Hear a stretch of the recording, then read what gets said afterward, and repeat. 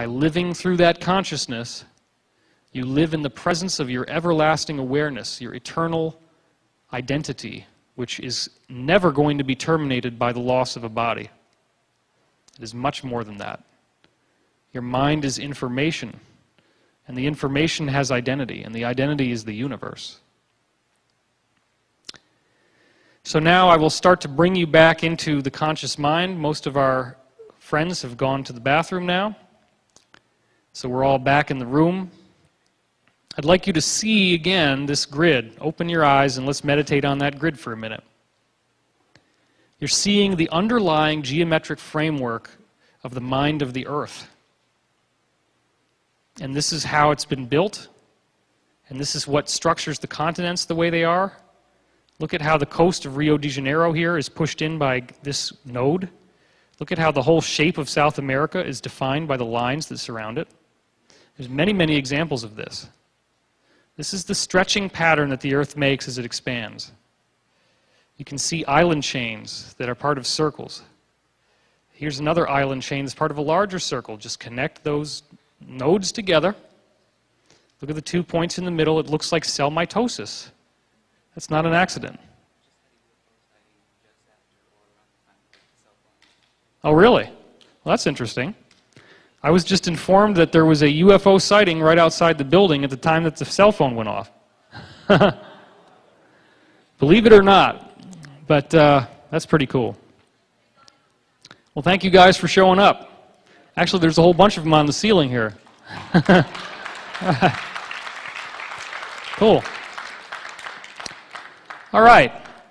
Hopefully you're a little bit less hypnotized now, and we'll get back into enough of a thinking mind that you can follow me. Can we prove the ancient sites harnessed usable energy? The Russian pyramids research holds the key. The Russians, after the fall of the Iron Curtain, had all of their military-industrial complex, all of their infrastructure, and they had the laboratories available to be able to build pyramids and study what they would do, and that's what they did. Here are actual photographs of the Russian pyramids. Check this out. These are enormous. These are little bitty, those little dots down there, those are people. Okay? So look at that. Look at the size of that thing. Here's somebody posing in front of it. Here's what it looks like on the inside. It's made of PVC plastic pipes with a fiberglass facing. Sometimes they were built near oil fields, as you can see here. Sometimes they were built out in the countryside. That's a smaller one. Here he is posing in front of it. Now, some very, very strange things happened when they did this. If they built one over an oil well, it would become 25% more productive, and the oil that came out was 25% purer. It would make poisonous chemicals no longer poisonous to the body. They would become safe enough that you could dump it on your skin or drink it and you were fine. I do not recommend that you try this. Okay? But that's what they said they found. Diseases would be cured, even cancer. It's an energetic phenomenon. They had white underbred mice, and they injected them with a toxin that would normally destroy them. If 60% of the mice died from the toxin in the laboratory, when they put those same mice under the pyramid, guess how many of them died? Only 6%. So 94% of all the mice injected with a lethal toxin that were put in the pyramids that they built here that you just saw didn't die. Up to 400% increase in the productivity of agricultural seeds. You throw these seeds into the pyramid, guess what happens? You grow the same plants, but now they're 400% larger and they got better fruit. Everything is better about them. So you can grow super seeds. Strong electrical activity. You could put a little voltage pile, a little battery on top of the pyramid, and it generates current. It's fascinating. Significant earthquake reduction. This is where you start seeing how the Earth's energy fields are related to severe weather and severe earth changes. If you build these pyramids, then guess what happens with earthquakes? You don't get a big giant quake anymore. You get a bunch of little ones that don't cause any damage. You also see an enormous column of energy hundreds of miles wide around the pyramid. This is not electromagnetic energy. This is the energy that the Russians can measure, which they call torsion fields or the time field. That energy column, that hundreds of miles wide energy column from one pyramid is enough to cause big storm fronts coming through to kind of go around it, like there's a big circle there. They just whoop, go right around it. It's crazy. It's been proven. What they also did is they took giant slabs of granite that they were going to use to build these jail cells in Russia. That's a lot better than an American jail cell, isn't it? Take these granite slabs, and they built 5,000 prisoners' cells from these granite slabs, and then they watched these guys. They didn't do anything else to their environment. They didn't do anything else to their diet or their medication. Now, one could argue, well, maybe the prisoners were really happy that they had a nice granite, cell that they could hang out in. But that's not enough to explain what happened, because they had a profound improvement in their attitude and behavior, including substantial increase in addiction recovery from alcoholism and drug abuse. So all these prisoners that are living in these jail cells that were charged up with granite from the pyramid, that's all that it was, all their behavior starts improving because they're living inside a harmonic resonating chamber. The granite crystals have actually changed their structure.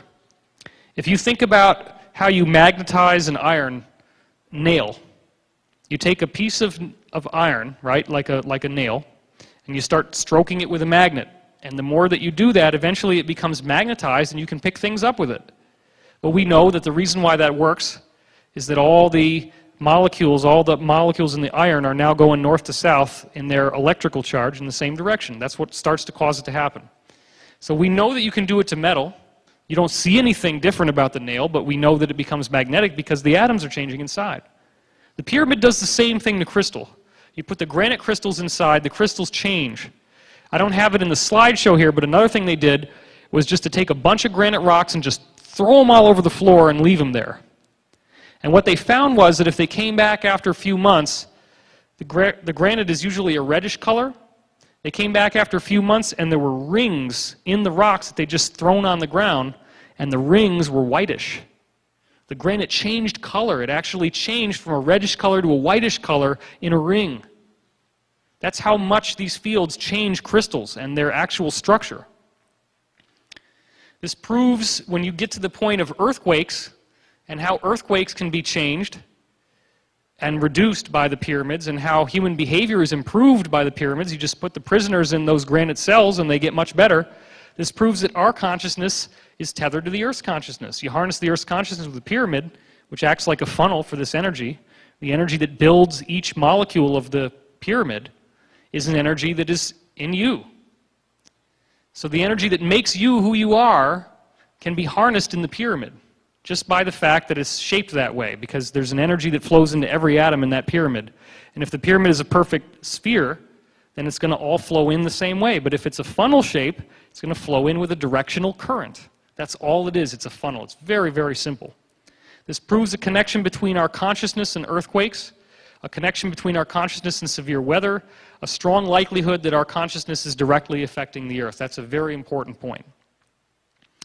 Of course, the greatest pyramid of all is, not surprisingly, called the Great Pyramid. And we know that when you go inside the Great Pyramid, they have this sarcophagus that you lie in. And the ancient technique was that it would cause you to have this meeting with your shadow, a projection of your shadow. You go into an out-of-body consciousness, and you go into this other realm, which is time-space, as we would now call it.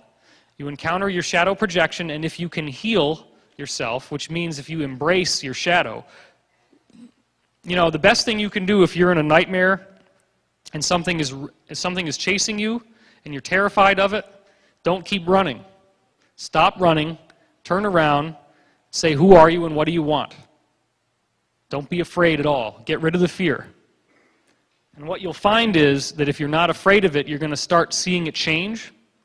And the more that it changes, the more you'll see that it's yourself. And when you realize that it's yourself, you embrace it. And there's this huge flash of white light, and you have this amazing experience, and you wake up in tears. Many people have reported this. That's the integration process the pyramid is talking about.